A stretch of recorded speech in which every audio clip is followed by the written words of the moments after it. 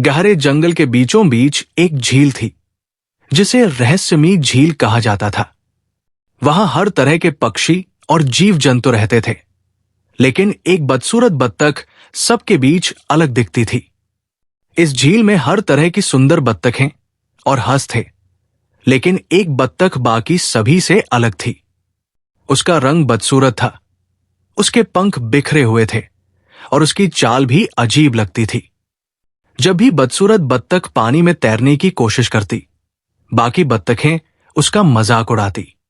रात के समय जब सारी बत्तखें सो रही थी, बदसूरत बत्तख ने झील में हलचल सुनी। अचानक पानी में एक अजीब रोशनी चमकने लगी। बत्तख डर के मारे झील के किनारे छुप गई, लेकिन उसने देखा कि पानी से कोई अजीब छाया उभर रही थी। छाया ने धीमी आवाज में कहा, डरो मत, तुम्हें यहां बुलाया गया है क्योंकि तुम्हारे अंदर कुछ खास है। बत्तख को समझ नहीं आया कि ये कौन था, लेकिन झील के अंदर कुछ ऐसा था जो सिर्फ उसी को दिख रहा था। उस रात जब बदसूरत बत्तख सोई तो उसने अजीब सपना देखा। एक विशाल सफेद हंस झील के ऊपर उड़ रहा था। सुबह होते ही बदसूरत बत्तख झील में गई और उसने उस जगह की तलाश शुरू कर दी जहां पिछली रात चमक थी।